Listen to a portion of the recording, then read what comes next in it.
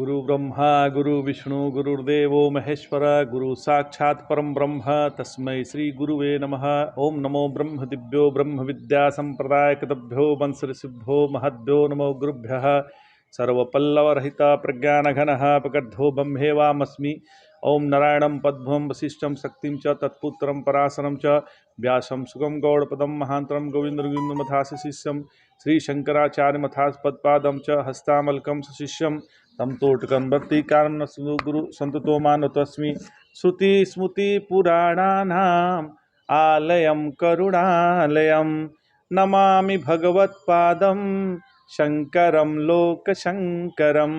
शंकरं शंकराचार्यं केशवं बादरायणं सूत्रभास्कृतो वन्दे भगवन्तो पुनः पुनः।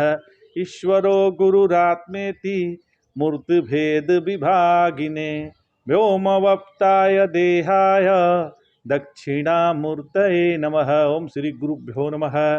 ओम श्री परमात्मने नमः।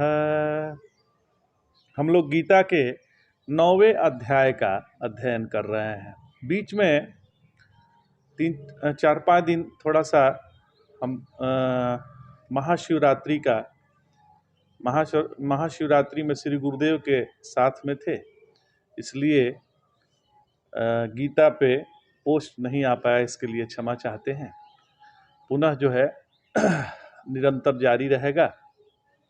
देखिए, भगवान ने कहा, अर्जुन से भगवान ने कहा, पवित्रमिदुम उत्तमम। यह जो विद्या है वो अत्यंत पवित्र के साथ साथ उत्तमोत्तम है।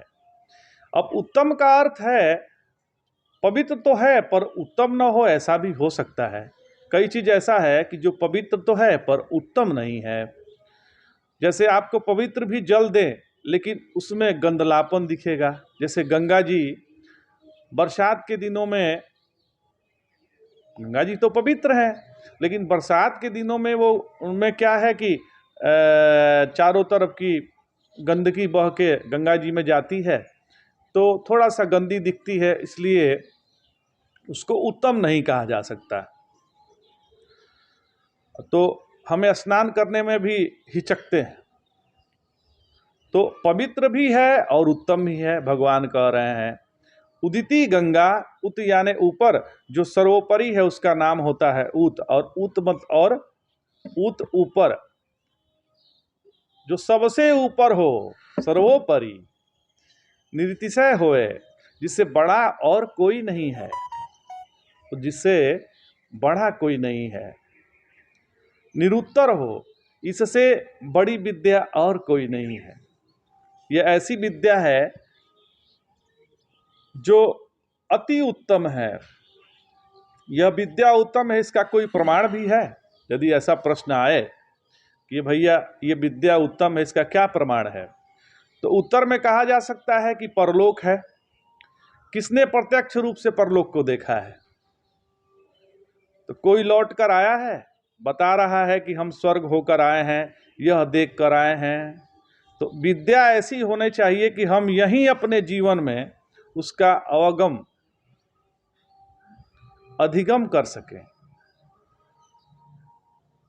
अदृष्ट विद्या नहीं है, जहां पूर्व मीमांसा धर्म, श्रौत स्मार्त धर्म, मनुस्मृति का धर्म, वेदोक्त धर्म अदृश्य विषयक है। वहां गीता दृष्ट विषयक, अर्थात इसी जीवन में प्रत्यक्षावगम धर्म्यम। हाथ कंगन को आरसी क्या, इसका फल अभी देख लो भाई। यह तो प्रत्यक्ष विद्या है, इसलिए अति उत्तम है। आप इसका फल आंखों से देख सकते हैं, अपने इस आंखों से इसका फल देख सकते हैं, कान से सुन सकते हैं, और जीभ से चख सकते हैं, त्वचा से छू सकते हैं। प्रत्यक्षम अर्थात अक्षम प्रति, प्रत्येक इंद्रिय में इसका अनुभव कर सकते हैं। महाराज, आपके हाथ में काम करने की शक्ति होगी, आपकी वाणी में बोलने की शक्ति आ जाएगी, क्योंकि इससे सारी दुविधा मिट जाती है। सब भगवान ही है। मया तदिदम सर्वम जगत व्यक्त मूर्तिना, सब भगवान है। मत्सानि सर्वभूतानि न च मत्सानि भूतानि, यह सर्व की भगवता का जो प्रतिपादन है, यह आपके चित्त में जितनी द्विधा है, जितना द्वैत है, द्वैत शब्द अंग्रेजी में डाउट हो जाता है, अंग्रेजी में डाउट कहते हैं ना, वो द्वैत, द्वैत से मतलब ही है कि डाउट रहेगा। तो आपके मन में जितना संशय है वह निर्मूल करने के लिए यह विद्या है। प्रत्यक्षावंगमम, जो वस्तु प्रत्यक्ष होती है वह धर्म से दूर हो जाती है। केवल लौकिक भोग, लौकिक सुख, लौकिक वस्तु का जब दर्शन करेंगे तो उसमें धर्म पर पर्दा पड़ जाएगा। हमको तो यह धन, स्त्री, पुत्र चाहिए। यह जो धर्म पर पर्दा पड़ जाता है वह असल में गलत है।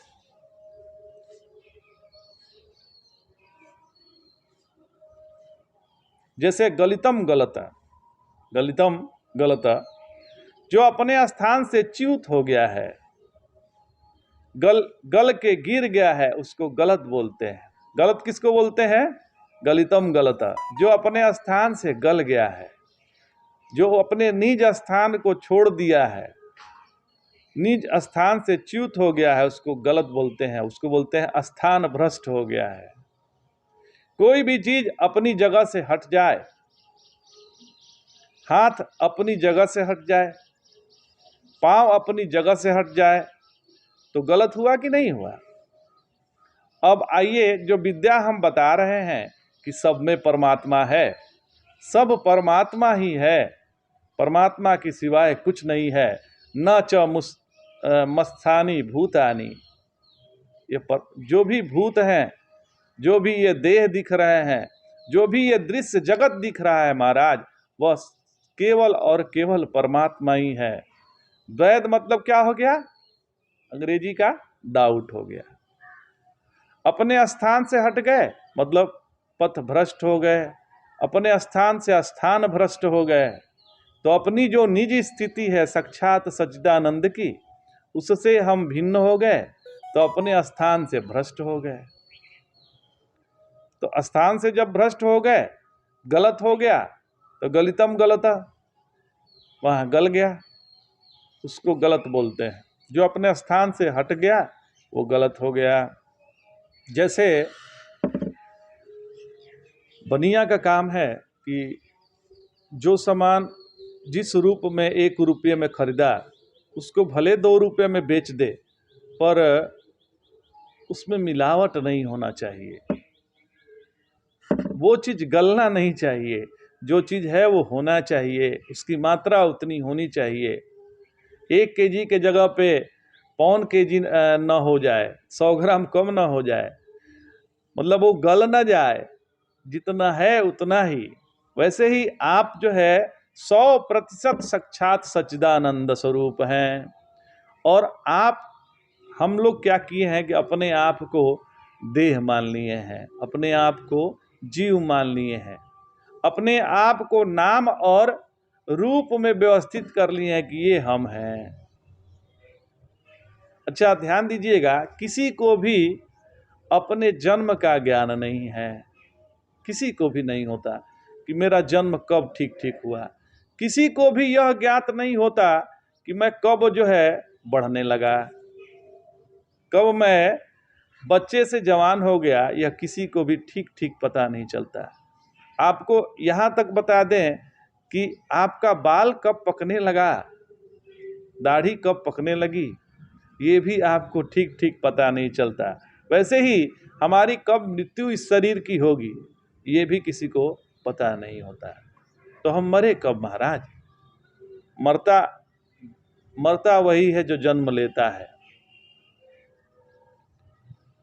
और स्वर्ग नरक की यदि सही बात है तो हम मरते ही नहीं हैं। मरते तो फिर स्वर्ग में कैसे जाते? ये शरीर मरता है क्योंकि ये जन्म लेता है, और शरीर हम नहीं है, हम साक्षात सच्चिदानंद स्वरूप हैं। यह विद्या जो हम बताने जा रहे हैं, इसमें आप सर्वथा संशय मुक्त होकर, निर्द्वंद्व होकर अपने कर्तव्य का पालन करेंगे। दाहिने जाएं कि बाएं, यह शंका आपके मन में कभी नहीं आएगी। प्रश्न उठा कहीं धर्म छूट जाए तो उत्तर होगा नहीं, धर्म बना रहेगा।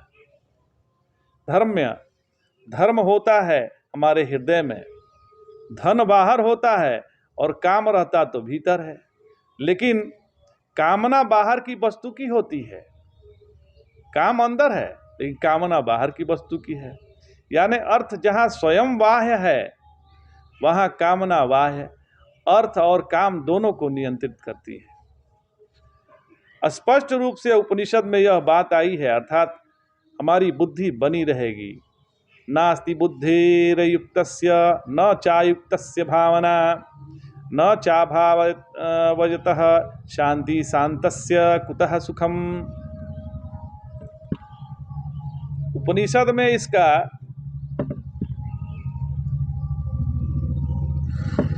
हमारी बुद्धि का नियंत्रण हमारे मन पर, शरीर पर बना रहेगा, अनियंत्रित नहीं हो गया। धार्म्यम धरति इति धर्मः धारणात् गृह्यते इति धर्मः।